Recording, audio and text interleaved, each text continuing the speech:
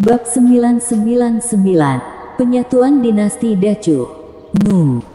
Peta ilahi 9 negara bergetar, mengeluarkan paksaan yang mengejutkan, setiap aura yang keluar darinya seberat gunung. Ini adalah senjata ajaib level langit yang menakutkan. Kaisar Chen secara pribadi membuatnya dan dicap dengan Taoisme dan sumber dinasti Dacu. Ini bukanlah tandingan senjata ajaib level langit biasa. Kekuatannya bisa menghancurkan langit dan bumi. Puff! Di atas langit ilusi, di atas bumi, sosok-sosok itu berubah menjadi kabut. Digerakkan oleh Harley Ye sendiri, peta ilahi 9 negara semakin kuat, level di bawah alam langit semu, tidak ada yang bisa selamat. Yang menurut akan hidup, mereka yang melawan akan mati. Harley Ye melihat semua arah, dengan teriakan keras yang mengandung kekuatan guntur, sangat megah, bergema di langit. Menyerah, kami menyerah. Begitu kata-kata Harley Ye selesai, seorang leluhur keluarga bangsawan mengangkat tangannya. Itu adalah leluhur dari keluarga kelas 3 di Beichu, yang awalnya netral, tetapi terpaksa bergabung dalam perang. Sekarang ini, bahkan Yama Sixi telah dipenggal, jadi apalagi yang harus diperjuangkan? Kalau masih terus melawan, keluarga mereka mungkin akan dihancurkan. Lebih baik bergabung dengan Istana Surgawi. Dibandingkan dengan Yama Sixi yang sudah mati, Harley Ye jauh lebih kuat. Kami tidak akan melawan lagi. Setelah leluhur dari keluarga kelas 3 menyerah, sepertinya ada reaksi berantai, medan perang yang begitu besar, suara-suara seperti itu terdengar satu demi satu, semua dipimpin oleh leluhur yang menyerah secara langsung. Perang tanpa arti, bagi kekuatan kecil ini, mereka hanyalah senjata, untuk apa mereka harus ikut gila? Saat ini, Beichu sudah berada dalam posisi yang kurang menguntungkan, langsung ditindas habis-habisan oleh keturunan kaisar dan pasukan Istana Surgawi karena banyaknya keluarga yang menyerah. Bajingan! Raja Darah yang sedang melawan Kaisar Pisau Berang. Pertempuran hari ini, mereka mungkin tidak akan kalah, tetapi karena keluarga-keluarga ini menyerah, mereka benar-benar dikalahkan. Harley Ye sangat pintar, dia bertarung dengan menggunakan perang psikologis. Perang yang sia-sia bukanlah harus pihak lawan mati. Jika Beichu bertempur sampai mati, bukan hanya keturunan kaisar dan pasukan Istana Surgawi yang akan menderita banyak korban, ini bukanlah akhir yang ingin dilihatnya. Menyerah. Kami menyerah. Masih ada leluhur keluarga yang mengacungkan tangan. Di seluruh medan perang, sudah ada banyak area pertempuran yang berhenti bertarung, banyak orang berlutut di tanah dan menyerahkan senjata mereka. Sial! Raja Siluman juga marah, dia sampai muntah darah, tidak tahu apakah itu karena kemarahannya, atau apakah dia terluka oleh Baraya Dacu. Mundur! Raja Sihir berteriak marah dan segera mundur. Pasukan klan sihir juga segera menghentikan pertempuran, lalu mengikuti raja mereka mundur dari medan pertempuran. Mundur. Raja Darah meraung keras dan mundur. Mundur. Raja Siluman, Raja Pemakan Jiwa, Raja Yama, Raja Iblis juga mengundurkan diri dari medan perang yang luas pada saat yang bersamaan. Jika pertempuran ini berlanjut, mereka juga akan musnah. Ini adalah penindasan mutlak, keadaan tidak bisa dibalikkan hanya dengan kekuatan 1 atau 2 orang. Peperangan 90 juta kultivator, bagaimana jika kaisar datang? Mereka mundur dengan tidak rela, karena di era ini, mereka dikalahkan lagi. Para raja itu semuanya menyegel diri untuk menghindari penindasan kaisar. Mereka berpikir bahwa membuka blokir di era ini akan memenuhi keinginan mereka yang belum terpenuhi, menyatukan tanah ini dan menjadi kaisar sejati. Siapa sangka zaman ini lebih buruk dari zaman itu, meski tidak ada kaisar yang hidup, mereka tetap kalah. Ini sudah bukan era kita. Di luar medan perang, Yu Jiangkui berdiri dengan tenang, wajahnya penuh dengan jejak umur. Dalam pertempuran ini, domain iblisnya tidak berpartisipasi dalam pertempuran, tetapi bahkan jika ikut, mereka tetap akan kalah secara tragis. Dia tersenyum, sedikit lelah dan mencela diri sendiri. Seperti Raja Siluman dan lainnya, dia tidak rela karena kalah dari Kaisar Yan di masa lalu. Dalam kehidupan itu, dia bukan tandingan Kaisar Yan, domain iblis bukan tandingan Kaisar Yan. Oleh karena itu, dia melepaskan keangkuhan seorang raja dan tidak memilih akhir yang cemerlang dalam perang, tetapi berhibernasi seperti anjing, secara pribadi menyegel domain iblis dan dirinya sendiri jatuh ke dalam tidur abadi selama bertahun-tahun tanpa akhir. Di era Kaisar Yue, mereka terbangun dan berpikir bahwa tanpa kaisar, dia akan memiliki kesempatan untuk memerintah dinasti Dacu dan menjadi kaisar dunia. Tapi dia juga dikalahkan di era itu, dan sekali lagi melepaskan kesombongannya dan memilih untuk menyegel diri.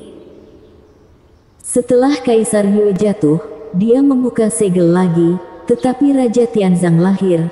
Kejutan dari generasi muda itu membuatnya tidak berani melawan, dan dia melepaskan kesombongannya untuk ketiga kalinya. Setelah itu, pada zaman Kaisar Tianzang, zaman Kaisar Dong, zaman Raja Perang, zaman Kaisar Xuan, dan terakhir zaman Kaisar Chen, dia dan domain iblis, yang telah membuka segel lebih dari sekali, ingin melanjutkan keinginan masa lalu yang telah lama terpendam, tetapi telah dikalahkan lebih dari sekali. Satu demi satu kekalahan, pilihan untuk menyegel diri, bangun lagi dan kalah lagi. Kesombongannya telah lama habis selama bertahun-tahun. Ingatannya telah lama terkikis oleh perubahan kehidupan. Selama bertahun-tahun, dia dan mantan lawannya telah melewatkan puluhan ribu tahun. Perubahan kehidupan telah membuat tubuh iblisnya bungkuk. Kita sudah lama tersingkir oleh waktu, gumam Yu Jiangkui, suaranya serak. Melihat Raja Siluman, Raja Darah dan lain-lain melarikan diri, dia tersenyum sedikit sedih. Sama-sama sebagai Raja Tiada Taraf, dia mengenal mereka lebih baik dari siapapun, juga mengetahui keadaan pikiran mereka lebih baik dari siapapun. Dia tidak rela, begitu juga dengan mereka. Dia sedih untuk dirinya sendiri dan sedih untuk mereka. Di masa lalu, hanya satu langkah lagi, mereka kalah dari Kaisar Dinasti Dacu. Sebuah langkah kecil seperti parit, yang membuat mereka tidak dapat menyeberang selama sisa hidup mereka. Sebuah langkah kecil itu akhirnya hilang dari perubahan hidup. Tiba-tiba, dia berbalik sedikit, dan dalam deru angin darah, dia secara bertahap menghilang. Tubuh iblis yang agung itu sangat suram. Kali ini, dia tidak akan lagi memilih untuk menyegel diri. Dia tidak ingin melenyapkan jejak ingatan terakhir dalam tidur yang terus-menerus. Dia merindukan tahun-tahun kejayaan ketika dia bertarung dengan Kaisar Yan di masa lalu. Jika itu bisa diulang, dia lebih baik mati di tangan Kaisar Yan daripada hidup seperti anjing di tahun-tahun yang kejam ini. Yang menurut akan hidup, yang melawan akan mati.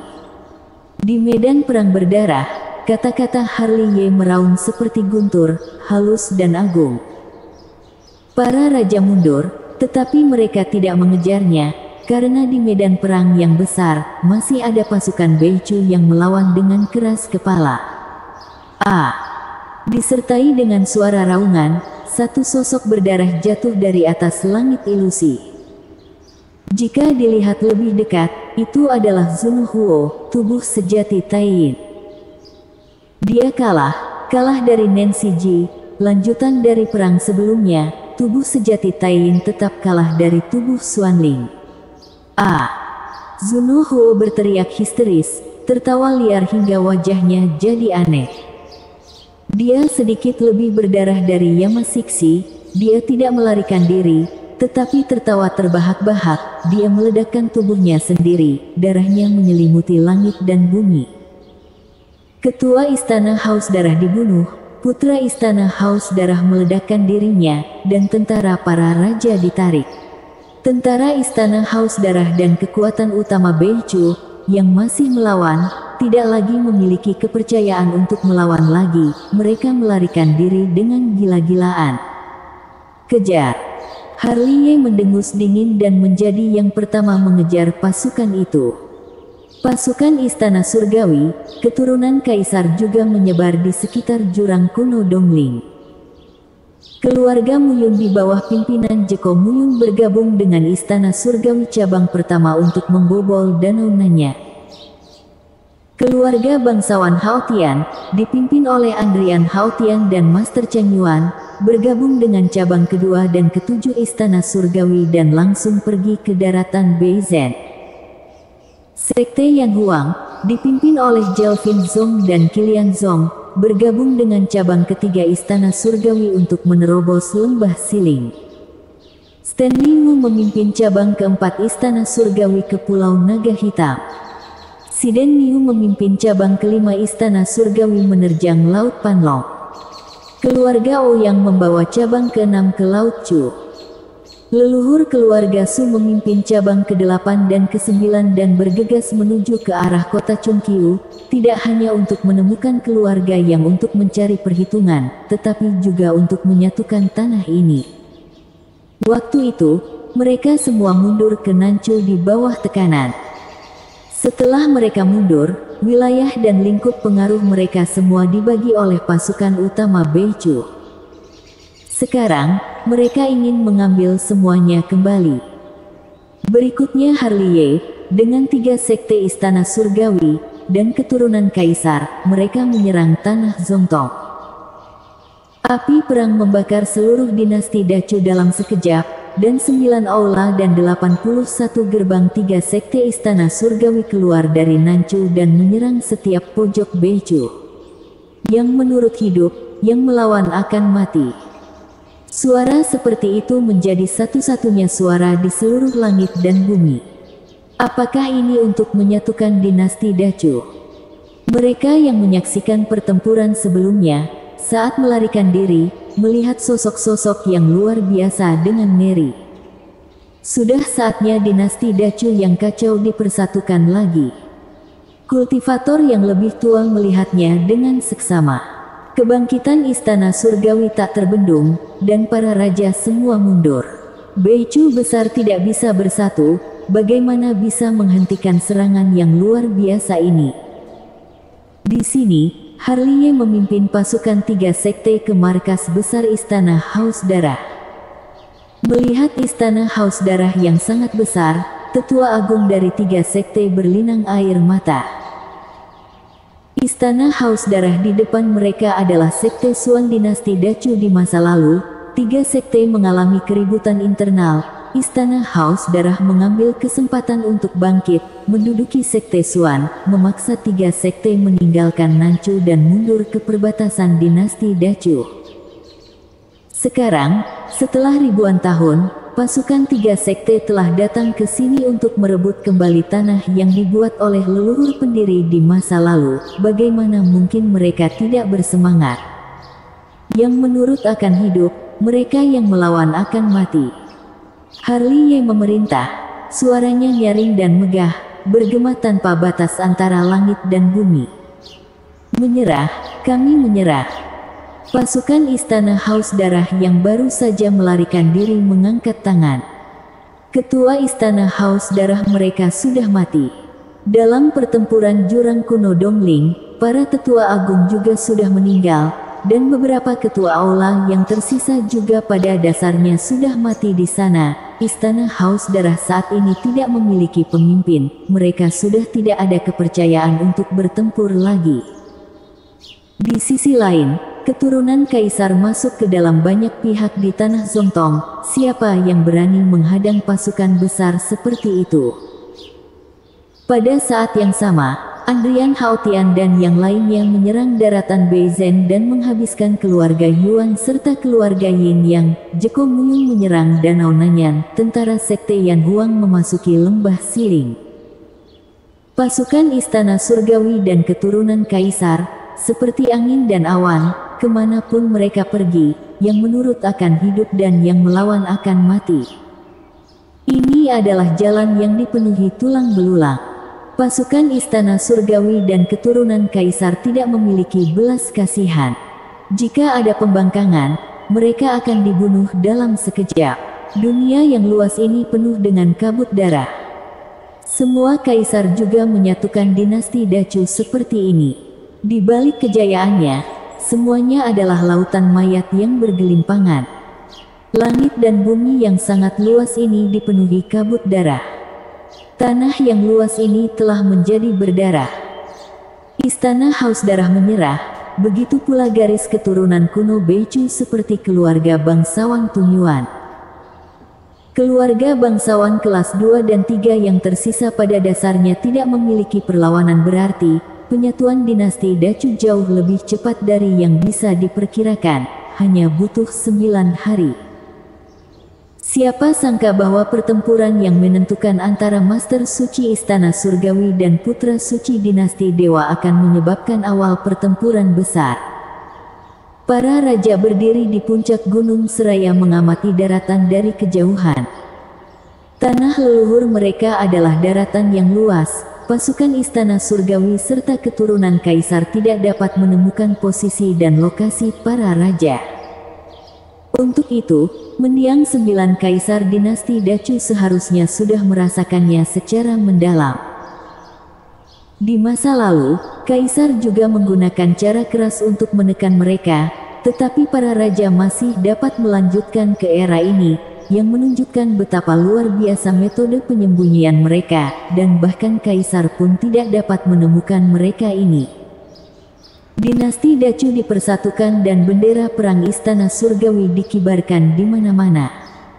Semua orang yang melihat ini merasa terharu melihat ini. Dunia yang kacau sekali lagi bersatu, dunia yang makmur akan datang, matahari fajar era baru telah memenuhi negeri ini. Bersambung. Bab 1000, memasuki kembali gunung ratusan ribu. Mentari era baru menyinari seluruh dinasti Dacu, memberi orang rasa kerinduan, tetapi juga memberi orang keraguan yang tidak diketahui. Meskipun dinasti Dacu telah bersatu, masalah belum berakhir. Integrasi dan pembagian kekuatan baru dan pembentukan dinasti baru membuat istana surgawi sibuk sepanjang hari. Banyak pasukan di Nancu pindah ke Becu lagi, kembali ke kampung halaman mereka, dan membangun kembali rumah mereka, tetapi mereka masih di bawah komando istana surgawi. Mulai hari ini, tidak ada lagi Nancu dan Becu di negeri ini. Saat itu sudah malam, Harliye berdiri di puncak gunung tertinggi dinasti Dacu, menghadap ke tanah yang luas ini. Dalam keadaan linglung, dia seperti bisa melihat banyak punggung, yang terus berjalan menuju jarak yang sangat jauh di depan matanya, yaitu Chandra Wu, Ken Cheng, Master Tong Xuan, Zhen Yi, Henry Ge, Taois Qingyang, Master Ling Zhen, Yama Sixi. Itu semua adalah musuh yang dia bunuh sepanjang perjalanan ini, dan dengan menginjak merekalah dia berjalan ke puncak gunung selangkah demi selangkah. Di samping Harliye, para keturunan kaisar ada di sana, dan ada banyak kultivator dari generasi yang lebih tua, semuanya diam mengamati dunia yang luas ini. Dinasti Dacu akhirnya bersatu. Mila tersenyum lembut, memecah ketenangan, matanya yang indah sedikit berkabut dan air matanya pun mengalir. Ya, akhirnya bersatu. Melissa Qianxiang tersenyum lelah, begitu juga keturunan kaisar lainnya. Waktu itu, mereka juga berdiri di puncak gunung ini, berdiri di belakang kaisar mereka, menghadap ke daratan ini. Akhirnya bisa istirahat dengan baik. Pangeran klan surgawi duduk di tanah dan mengambil kendi yang diserahkan oleh Baraya Dacu. Wajah mereka terlihat kelelahan. Keduanya minum seraya menuang arak di antara langit dan bumi. Ada terlalu banyak tulang dan jiwa yang mati terkubur di tanah ini. Banyak dari mereka adalah mantan rekan seperjuangan mereka, mereka telah mati selama bertahun-tahun, sudah tidak ingat lagi berapa lama berlalu. Tentu saja, sebidang tanah ini masih sebidang tanah itu, tetapi orang-orang di masa lalu sudah tidak ada lagi. Ayo pergi. Melihat dunia yang luas untuk terakhir kalinya, Harley adalah yang pertama berbalik. Setelah itu, para keturunan kaisar mengikutinya. Malam ini mereka akan pergi ke Gunung Ratusan Ribu dengan tujuan masing-masing. Rizka Nanming ingin mengambil kembali arwah yang hilang, sedangkan kaisar lainnya pergi ke Gunung Ratusan Ribu untuk mencari jejak kaisar. Adapun Harley, kali ini dia juga pergi dengan suatu tujuan. Setelah pertempuran, dia dan Lewi dan mengaduk-aduk tas penyimpanan Yamasiksi, tapi dia tidak menemukan setengah pil Tianji lagi, dan tanpa setengah pil Tianji lagi, dia hanya bisa masuk ke Gunung Ratusan Ribu untuk mencari tanduk unicorn, agar bisa mendapatkan bahan yang cukup untuk membuat pil Tianji dan mencoba membuatnya. Di tengah malam, hamparan gunung terus-menerus muncul di persimpangan langit dan bumi. Seluruh area diselimuti kabut, pemandangan di dalamnya tidak dapat dilihat dengan jelas, tetapi bisa terdengar suara seperti hantu yang meratap. Setelah masuk, jangan berlarian. Melirik ke arah Gunung Ratusan Ribu, Harley mengirimkan transmisi suara ke semua orang. Ini adalah tempat yang ganas. Rizka Nanming yang pendiam berbisik. Dimengerti. Para keturunan kaisar menarik napas dalam-dalam. Nama ganas Gunung Ratusan Ribu tidak lebih lemah dari 5 tanah terlarang dinasti Dacu. Untuk ini, ayah dan ibu mereka telah memperingatkan mereka ketika masih hidup. Berhenti. Naga kuno mistik berkata ringan di depannya, dia yang pertama berhenti. Dari kejauhan, semua orang melihat sebuah punggung yang indah, di bawah malam yang gelap, seperti mimpi, dengan lingkaran ungu yang melekat di seluruh tubuh, rambut yang terurai begitu memesona bagaikan dewi dari kahyangan. Sosok itu berdiri di luar Gunung Ratusan Ribu, menyaksikan Gunung Ratusan Ribu dengan tenang, seperti patung es yang tak bergerak. Ratu Yuesang, gumam naga kuno mistik. Jeane, Harley juga bergumam, meski hanya melihat punggungnya, dia masih bisa mengenali siapa itu. Auranya sangat tersembunyi. Para keturunan kaisar bergumam satu demi satu, dengan ekspresi ketakutan yang kuat di mata masing-masing. Kamu mau masuk juga? Harley melangkah maju, melirik Gunung Ratusan Ribu, lalu menoleh ke arah Jeane. Ketika menatapnya saat ini, dia masih memiliki firasat tidak nyata. Waktu itu dirinya hanya seorang kultivator kecil. Jeane bisa dikatakan telah banyak membantu dan menyelamatkannya lebih dari sekali. Identitas Jeane benar-benar mengejutkannya. Mencari apa yang aku inginkan? Jeane berbisik pelan menjawab pertanyaan Harley, suaranya seindah suara alam. Ayo pergi bersama. Harley menarik napas dalam-dalam. Dia yang pertama mengangkat kakinya untuk melangkah masuk. Mata keabadian 6 jalan langsung terbuka. Naga kuno mistik mengikuti, matanya menatap Jeane sejenak, terlihat ada kewaspadaan di mata naga itu. Mereka adalah orang-orang yang sama, dia adalah sisa jiwa Kaisar Naga Agung Mistik, sedangkan wanita di depannya ini adalah sisa jiwa dari Ratu Donghua, keduanya terkait erat dengan mantan Kaisar Agung, bahkan mungkin keadaan pikiran mereka pun sama. Orang-orang masuk bersamaan. Dalam sekejap, pemandangan di depan mereka berubah. Di sini berkabut dan sulit untuk melihat jalan di depan. Naga kuno mistik dan Jeane sama-sama mengerutkan kening tanpa sadar. Dua cahaya ilahi terbang keluar dari pusat alis Harley, berubah menjadi peta ilahi 9 negara dan pisau sueling. Ini adalah 2 senjata ajaib level langit, yang dapat melindungi mereka pada saat krisis. Di belakangnya, Tresno Zou mengeluarkan genta Donghuang, Rizka Nanning mengerahkan pedang pelangi, Mila mengeluarkan pedang ilahi Tai, dan Umaya Xiao mengerahkan tombak Raja Pedang, Rajendra Long mengeluarkan pagoda harta karun.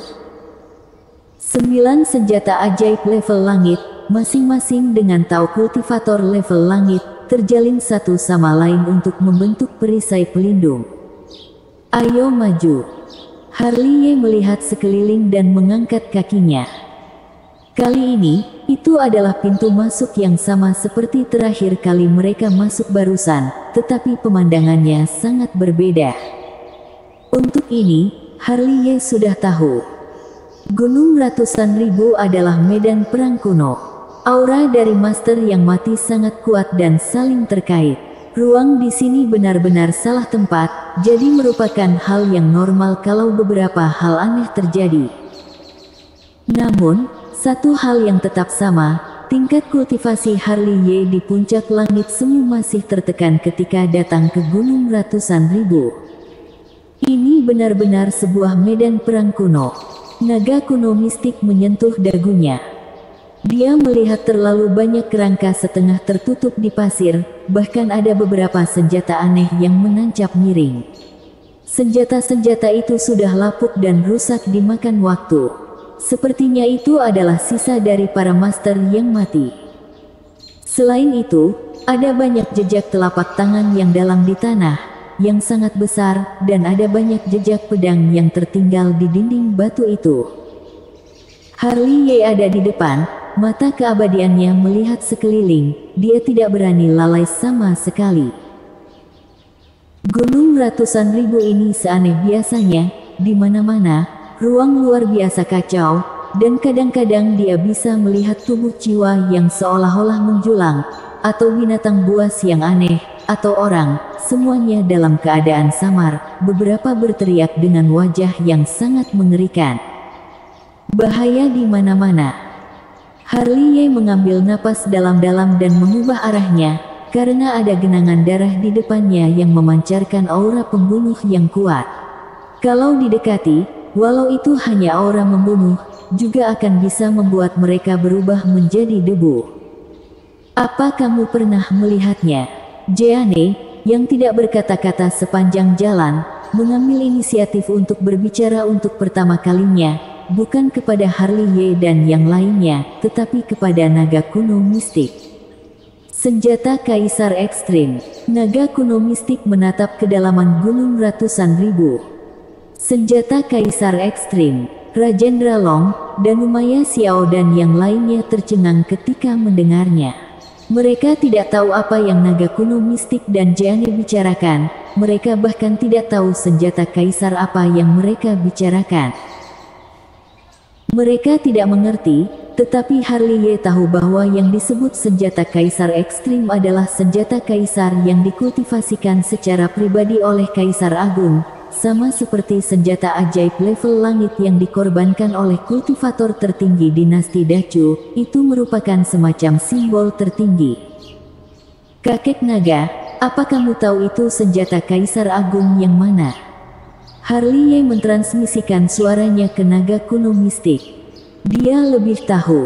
Naga kuno mistik tidak mengatakan apa-apa, tetapi melirik Jeanne di sampingnya.